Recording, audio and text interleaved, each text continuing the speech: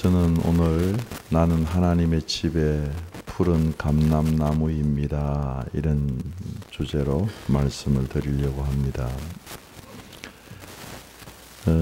성지 연수를 가면 참 걸어 다니는 성경 속을 다니는 것 같아요. 우리 꼭 다녀오시면 참 성경을 이해하는 데는 엄청 도움이 되는데, 성지 연수 갔을 때 겟세마네 동산에 저희들이 한번 갔습니다. 갔을 때에 가이드의 말에 의하면 그 겟세마네 동산 밑이 이렇게 한 1km 정도는 감람나무 숲으로 이렇게 쭉 연결되어 있을 거예요. 근데 그 감람나무가 수령이 2000년이 넘었다는 거예요. 그 중에 깜짝 놀랐어요. 여러분들은 안 놀라네요. 2000, 그러면서 그 가이드가 하시는 말씀이 아마 2000년 전에 예수님이 이 겟세마네 동산에서 막 피땀 흘리는 기도를 했을 때 저 감람나무 중에 한 그루는 들을 감람나무가 있을 거라는 거예요. 그리고 감람나무를 쳐다보니까 감람나무는 침묵을 하는데 주님의 소리가 이렇게 기도하는 소리가 들리는 것 같아서 제가 얼마나 마음이 전율이 됐는지 모릅니다. 이게 겟세마네 동산 밑에 있는 감람나무 숲에 사진 찍어 놓은 거거든요. 한 10m에서 한 20m까지 쭉 이렇게 상당히 오래되어 있는데 죽은 데서 또 꽃이 피고 해서 이렇게. 그 뒤로 이제 아랍 사람들한테도 제가 여쭤봤어요. 그랬더니 수령이 2000년 되는 게 있다고 아랍 사람 가이드도 얘기를 하더라고요.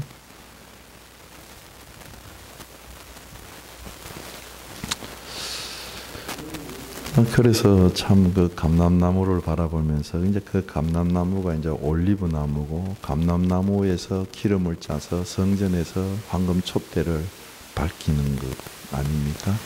이 겟세마네라는 뜻이 기름을 짜는 기구다. 기름 짜는 동산이다. 감람나무가 많아서 기름을 짜는 동산이에요. 그런데 오늘 본문의 다윗은 자기를 가리켜서 나는 하나님의 집에 있는 푸른 감람나무입니다. 어떠세요? 참 조용하고 편안하고 산소가 숨을 쉬고 있는 아름다운 풍경을 상상하게 됩니다. 너무 평화로워요. 나는 하나님의 집에 있는 푸른 감람나무 같습니다. 시편 52편 8절에 있는 말씀이죠. 왜 그렇게 얘기하냐? 하나님의 인자하심을 자기가 의지하고 있기 때문에 하나님의 집, 하나님의 정원, 하나님의 성전에 있는 푸른, 아주 생명력이 있는 푸른 감람나무입니다. 그렇게 고백을 합니다. 시편 52편 그 앞에 보면 1절 위에 보면 이렇게 표제어라고 우리는 보통 하는데, 표제어를 통해서 우리가 알아볼 수 있는 게 한 3가지가 있는데, 이건 인도자가 부르고 청중들이 따라 부르는 노래. 두 번째는 시의 장르에 대해서 정보가 있는데 마스길이라고 하는데, 이건 교훈시라는 뜻, 지혜의 시라는 뜻입니다. 지혜의 시이고요. 세 번째는 이 시의 배경이 나오는데, 에돔인 도액이 사울에게 다윗이 아히멜렉 집에 왔다고 말하던 때에 이 시를 썼습니다. 그럼 에돔 사람 도액이 사울에게 다윗이 아비멜렉 집에 왔다고 말하던 때는 사무엘상 21장 22장입니다. 이게 시편 52편의 역사적인 배경이 되는 겁니다. 그래서 먼저 시편 52편의 역사적인 상황인 사무엘상 21장, 22장을 간결하게 묵상을 하려고 합니다. 우리가 잘 아는 이 얘기부터 시작을 하죠. 다윗이 골리앗을 죽였습니다. 그리고 승리를 하고 이제 성읍으로 들어오는데 여인들이 기뻐서 막 춤을 추고 소고를 치고 이러면서 사울이 죽인 자는 천천히고 다윗은 만만을 죽였다. 막 찬송을 합니다. 사울이 듣고 있다가 마음에 시기가 일어나면서 저 녀석 봐라. 저게 얻을 게 나라밖에 없구나.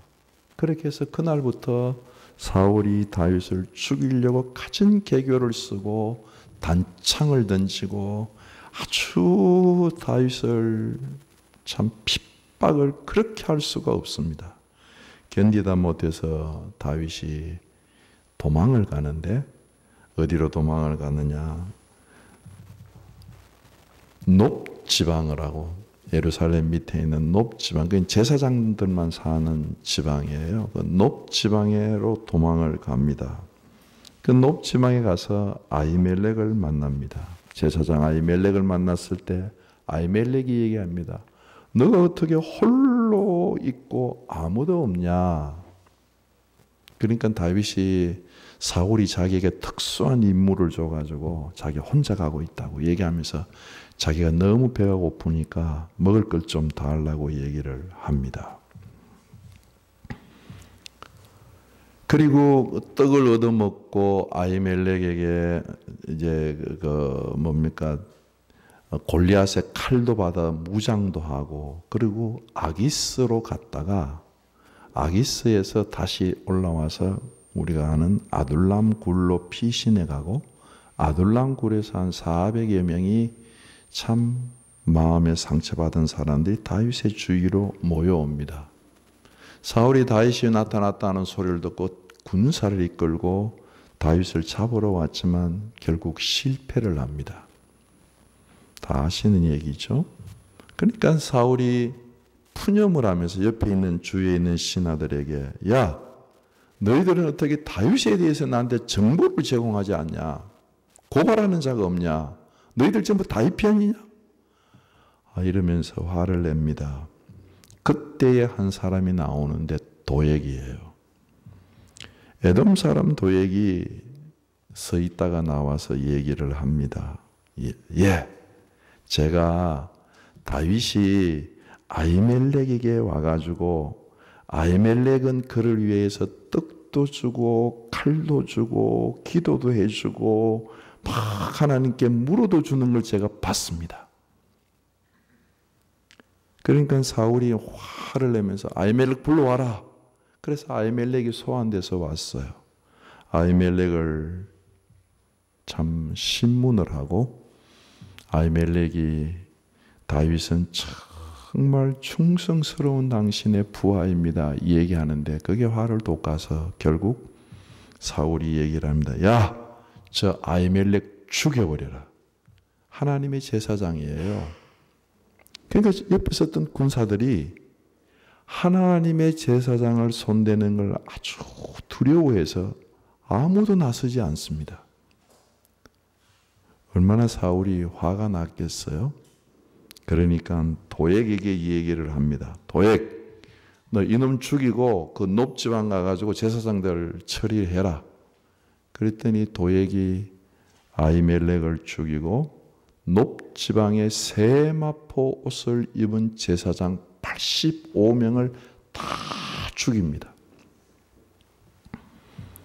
제사장만 죽이는 게 아니라 남자와 여자를 죽이고 제사장의 아이들을 죽이고 젖먹이는 데까지 다 죽입니다.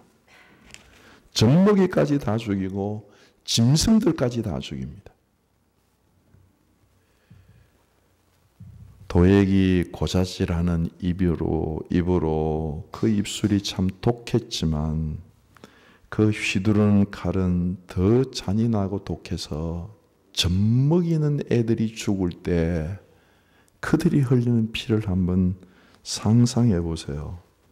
얼마나 잔인하고 모진 사람인지를 알 수가 있습니다. 다 두려워하는데 도액은 하나님의 제사장 85명을 죽이는데 전혀 두려워하지 않았어. 용감하게 다 죽였습니다. 그런데 그 칼을 피해서 아히멜렉의 아들인 아비아달이 피해서 다윗에게 가서 그 소식을 다 전해줄 때 이 시편 52편을 다윗이 읊은 겁니다. 그때 다윗이 하는 말이 이것은 내 탓이다. 옛날에 그런 말이 있었잖아요. 내 탓이요 하는 운동이 여기에서 일어났습니다. 다윗이 사무엘상 22장 22절에서 이건 내 탓이다. 내가 잘못해서 그렇다. 내 탓이다. 아비아달 너 나와 함께 있어라. 그렇게 이야기를 합니다. 이런 참담한 소식, 하나님의 제사장들 그 마을이 완전 도액에 의해서 죽고 자기는 고발당한 이 참담한 역사적인 상황 속에서 시편 52편을 기록했습니다. 이제 이런 역사적인 상황 속에서 시편으로 들어가면 하나님의 인자하심에 눈이 감긴 폭행자 도액의 결말과 사울의 결말을 다윗이 예견하고 있는 것을 볼 수가 있습니다. 52편 1절은 이렇게 얘기하고 있습니다. 포악한 자여, 도액입니다. 포악한 자여, 내가 어찌하여 악한 계획을 스스로 자랑하는가. 하나님의 인자하심은 항상 있도다. 1절에 있는 하나님의 인자하심은 항상 있도다 하는 말씀에 눈을 꽂고 한번 묵상을 해보세요. 누구에게 하나님의 인자하심이 항상 있습니까? 누구에게 지금도 하나님의 인자하심이 흐르고 있습니까? 누구입니까? 포악한 자, 도액에게, 그리고 사울에게 하나님의 인자하심이 항상 있다는 것입니다. 놀라워요. 다윗은 도액에게 하나님의 인자하심이 항상 흐르는 것을 보고 있습니다. 사울에게도 하나님의 인자하심이 지금도 공급되고 있는 것이 다윗의 눈에는 보입니다. 도액에 대해서 다윗의 표현은 섬뜩함을 느낄 정도로 정확하게 표현을 합니다. 1절 포악한 자여, 도액 사울 포악한 자입니다. 2절에 보면 내 혀가 심한 악을 꾀하여 날카로운 삭도, 날카로운 칼을 삭도라 그러는데 회칼에 회칼, 쉽게 얘기하면 사람을 혓바닥으로 그냥 점이어서 칼로 사람 뜨듯이 사람의 영혼을 뜬다는 말씀입니다. 참 사람 혀가 무서워요. 혀로 마음을 베면 그거 참 무서운 겁니다. 3절에 보면 내가 선보다 악을 사랑하며 의를 말함보다 거짓을 사랑하는도다 셀라. 너의 인격이, 너의 삶의 가치관이 선보다 악을 사랑하고 의보다 거짓말을 사랑하는 이 포악한 자, 그런 포악한 자에게 다윗은 하나님의 인자하심이 항상 있다고 말을 하고 있습니다. 다윗이 도액을 찾아가서 너 위에 여호와의 인자하심이 항상 있다, 그렇게 말하면 도액이 어떻게 반응할 것 같습니까? 저는 우리말로 도액이 한마디로 개뿔 그럴 것 같아요. 개뿔, 하나님이 어디 있냐? 야, 내가 누군지 알아? 사울의 부하들이 못 죽이는 그 85명 하나님의 제사장을 다 죽인 사람이야. 악을 막 자랑합니다. 그래도 하나님이 조용하고 아무 일도 없던데 무슨 소리? 하나님의 인자하심이라니. 개뿔이다. 아마 그랬을 거예요. 이번 제가 추석 명절에 식구들끼리 모였는데 제 동생이 이제 딸이 둘이 쌍둥이가 있는데 국민학교 3학년이에요.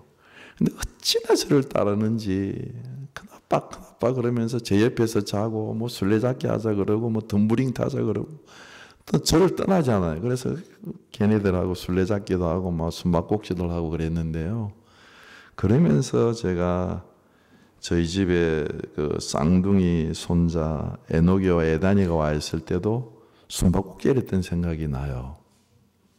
할아버지 숨바꼭질 하자. 그러면 그래. 숨어라. 꼭 내가 술래예요. 저거들이 숨어요.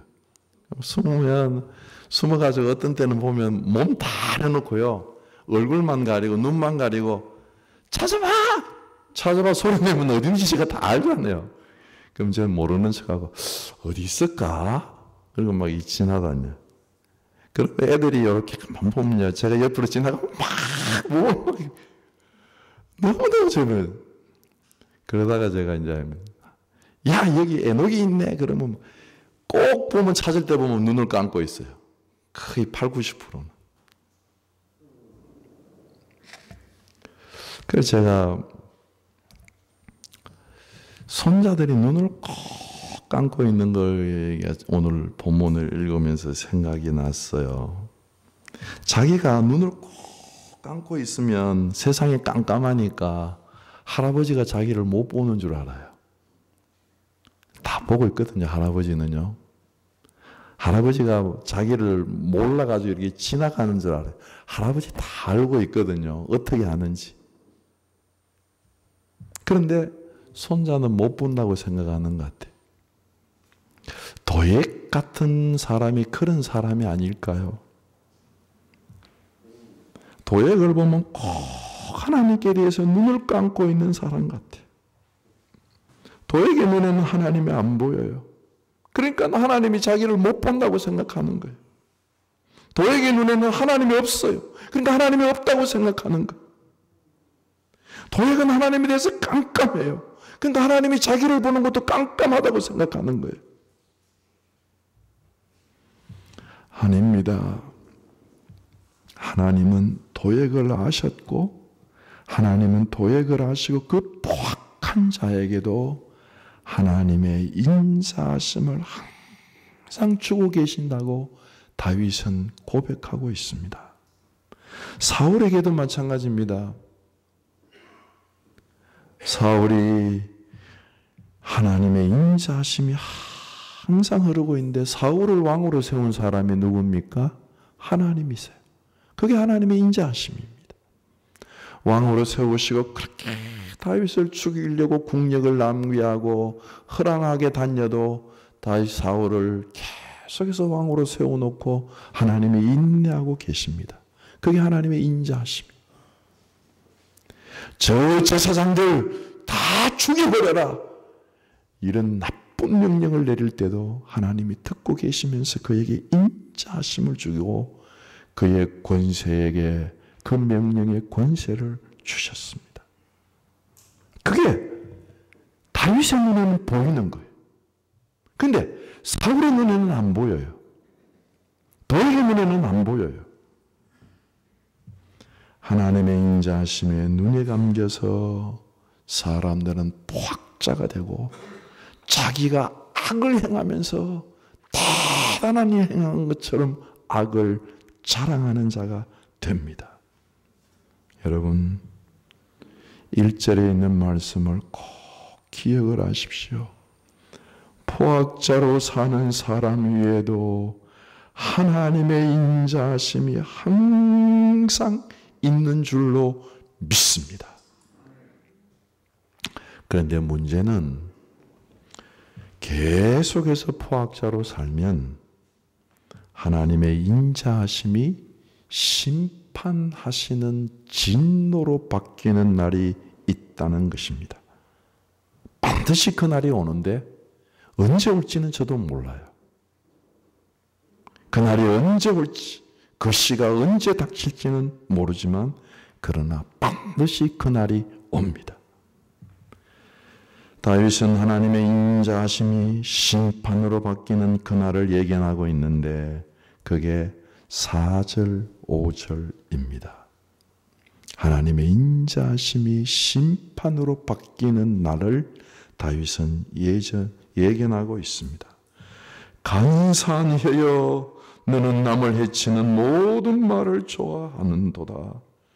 그런즉 하나님이 너를 영원히 멸하시며 너를 붙잡아서 내 장막에서 뽑아내며 살아있는 땅에서 내 뿌리를 빼시리로다. 그 하나님이 항상 계시는 그 인자하심이 보다가 두고 보다가 안 되면 마지막에는 심판하시는 진노하는 손길로 바뀌는데, 그날에는 그 사람을 멸하시는 날인데, 그날에는 붙잡아서 장막에서 뽑아내가지고 살아있는 땅에서 뿌리를 빼서 죽여버리신다는 것입니다. 예수님도 우리에게 심판날에 말씀을 하실 때 풀무불에 던진 어린이 거기서 슬피 울면서 이를 갈 날이 있을 것을 말씀을 하셨습니다. 하나님의 인자하심에 눈이 감긴 폭행자 도액과 사울의 마지막은 뿔이 뽑히는 것입니다.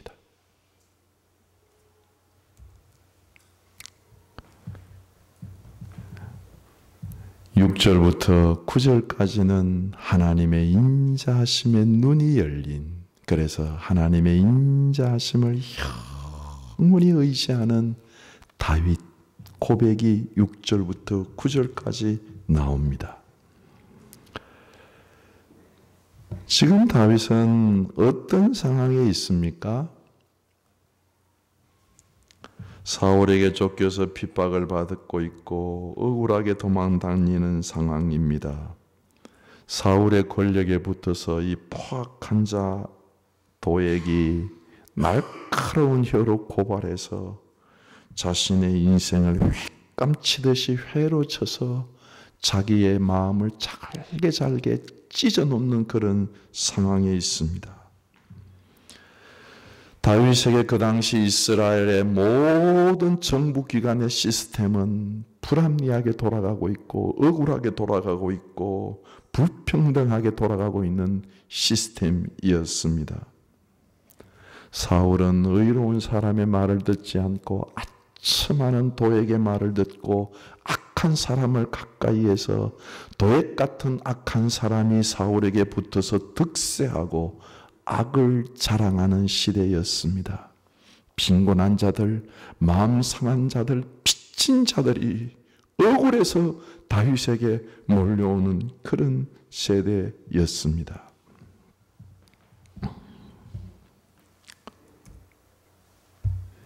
오늘 본문을 떠나서 우리 사회에도 보면 우리도 살아가면서 도액과 같은 사람, 사울과 같은 사람이 자꾸 많아져서 우글우글하는 사회 속에서 우리는 사는 것을 경험할 때가 많습니다. 사회생활을 하면서 사울과 같은 왕, 오너, 그리고 CEO들, 책임자를 만난 적이 없습니까? 도액과 같은 사람을 만나서 억울한 일 당한 일이 없습니까? 사회의 젊은이들에게 물어봅니다. 정의가 이기냐, 악이 이기냐? 쉽게 대답하지 못합니다. 현실 속에서 악이 이기는 걸 너무 많이 경험해요.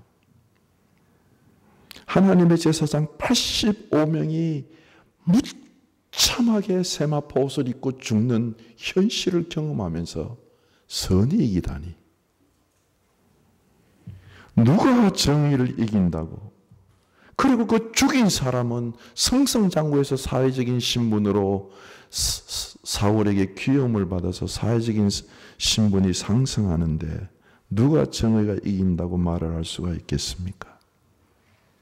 그런 불합리한 사회 속에서 쫓기어 다니는 사람이 다윗입니다. 자기를 칼로 찌른 도액은 신분 상승을 하고 자기는 나락으로 떨어져서 사회적인 범죄자가 되고 도망자가 되고 현상과 붙은 사람이 되어서 어디로 가야 될지 늘 방황하는 그런 불합리한 현실 속에서 그는 고백하기를 52편 6절에 보면 의인이 보고 두려워하며 또 그를 비웃어 말하기를. 의인이 도에게 하는 짓, 사울이 하는 짓을 보면서 두려워한다는 것입니다. 무엇이 두려울까요? 하나님의 심판이 두렵다는 겁니다. 4절, 5절에서 얘기하는 하나님의 심판. 뿌리를 빼시는 하나님의 심판이 아직 이루어지지는 않았지만 다윗은 확신해서 4절, 5절을 얘기하면서 두렵다. 저렇게 살다가 하나님께 심판받을 텐데 하나님이 두려운 거예요. 하나님이 두려운 거예요. 사람이 두려운 게 아닙니다. 자기를 박해하는 사람이 두려운 게 아니에요. 어떤 사람들은 도액 같은 사람을 만나면 나도 예수만 안 믿었으면 나도 좀 악하게 살 텐데 부러워합니다. 악을 행하는 걸. 부러워할 것도 아닙니다. 두려운 일이에요. 의인은 하나님을 보는 눈이 열린 사람입니다. 의인은 항상 하나님을 볼 수 있는 사람이기 때문에 그렇게 악을 행하는 사람을 볼 때 두렵다. 하나님 두렵다. 아니, 하나님의 인자하심이 항상 저 앞에 있는데 어떻게 저렇게 살지? 두렵다. 두려워하는 마음으로 그 악을 행하는 사람을 마음속으로 비웃습니다.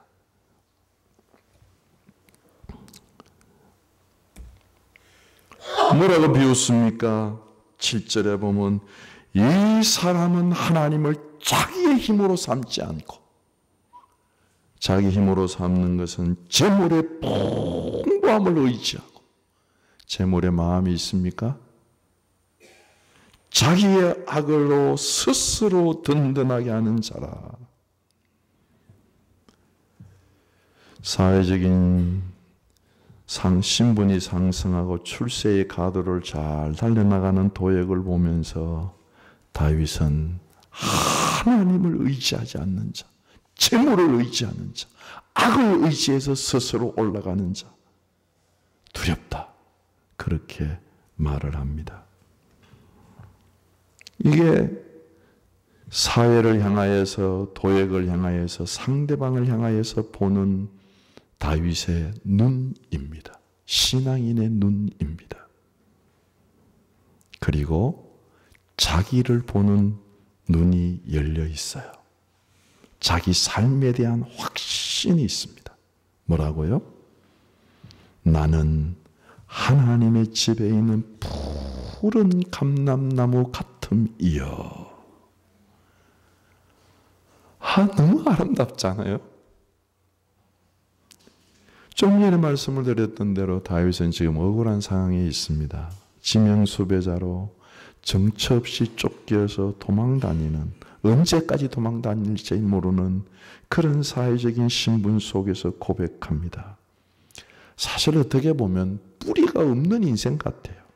정처 없이 도망다녀야 되는데 그가 뭐라고 얘기합니까? 나는 하나님의 집에 뿌리를 내린 푸른 감람나무 같으며,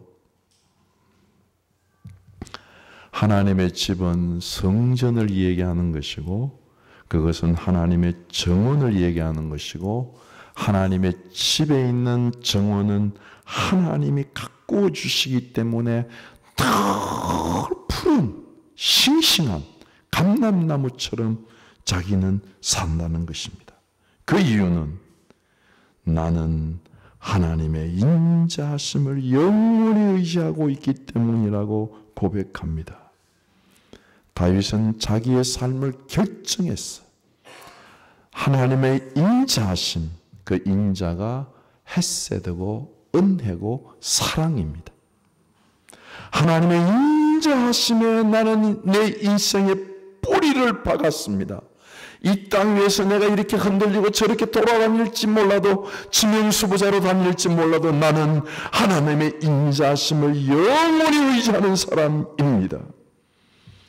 도액은 하나님의 인자하심이 그 앞에 있어도 그의 인자하심에 눈이 감겨 있지만, 사울은 하나님의 인자하심을 받고 있으면서도 하나님의 인자하심에 눈이 감겨 있지만, 나는 하나님의 인자하심에 눈이 열려 있습니다.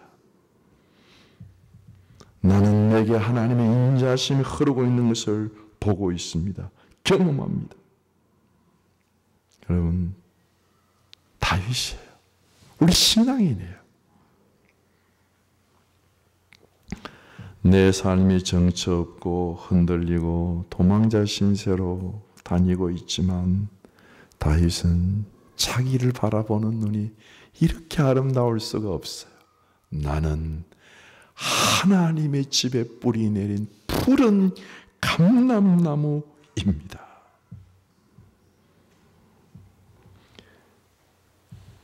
주님의 인자하심이 항상 내게 흐르고 있기 때문에 내가 영원히 주님께 감사하게 되고, 주의 이름이 선하시고 주의 인자하심이 내 앞에 있어서 내가 주의 이름을 영원히 사모합니다. 여러분, 제가 질문을 하나 드려볼게요. 나와 여러분에게서 하나님의 인자하심이 거두어지면 무엇이 남겠습니까? 다시요. 나와 여러분에게서 하나님이 이렇게 공급되고 계시는 그 하나님의 인자하심이 뚝 끊기면 내게 남는 게 무엇이 있겠습니까? 뭐가 남겠어요? 동일한 결과를 갖고 오는 질문을 또 하나 드려볼게요. 지구 위에 태양이 지금 돌고 있는데 태양이 없어지면 지구에 무엇이 남을까요? 남는 게 아무것도 없습니다. 태양이 없으면 지구는 절대 온도의 빙하기에 들어가서 이 공간은 죽음의 공간입니다. 남는 게 아무것도 없습니다.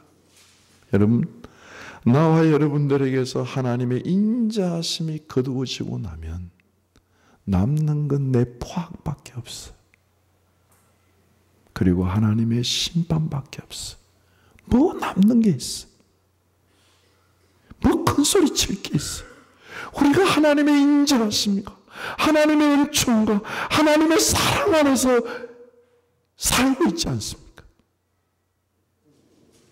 남는 게 없어요. 인자하심이 거두어지고 나면 도액처럼 뿌리가 뽑히는 것밖에 없습니다. 싹 피우는 것밖에 없습니다. 그러므로 사랑하는 성도 여러분, 오늘 이 아침 우리가 예배드리고 있는 이 아침은 하나님의 인자하심이 우리 가운데 공급되고 있는 아침인 줄로 믿습니다. 이 인자하심에 우리의 눈이 열리고 이 인자하심에 우리 인생의 뿌리를 내려서 내가 사는 것은 하나님의 은혜로 산다. 하나님의 은혜로 산다. 하나님의 은혜로 산다. 심지어는 내가 범죄할 때도 하나님의 은혜 안에서 범죄하는 것입니다. 이러면 우리가 범죄할 수가 없죠.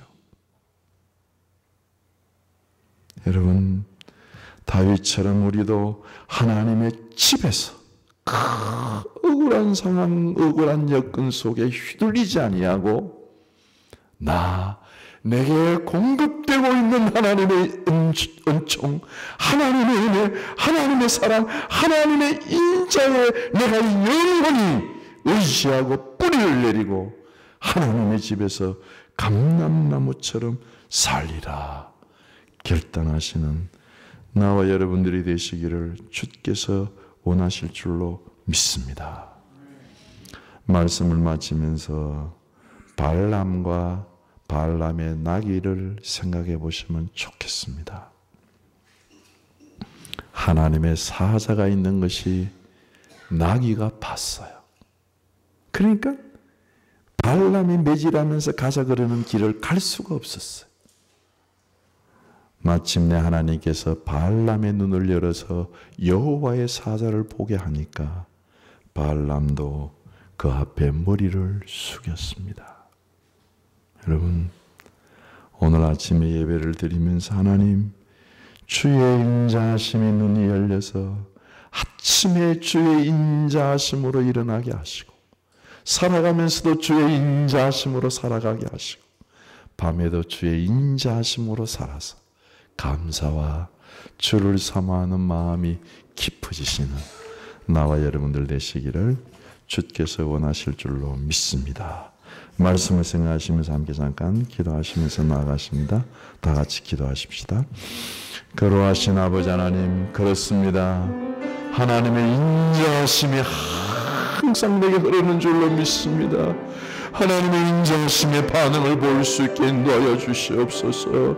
하나님의 인자하심이, 하나님의 인자하심이, 하나님의 인자하심에, 하나님의 인자하심에 우리 인생의 뿌리를 내리고, 하나님의 인자하심으로 사람들을 대하고, 하나님의 인자하심으로 우리가 하나님을 섬기는 이 사회를 바라보는 귀한 은혜가 있을 수 있도록 축복하여 주시옵소서. 이 하나님의 인자하심으로 승리하는 하나님의 백성들이 되게 인도하여 주시옵소서.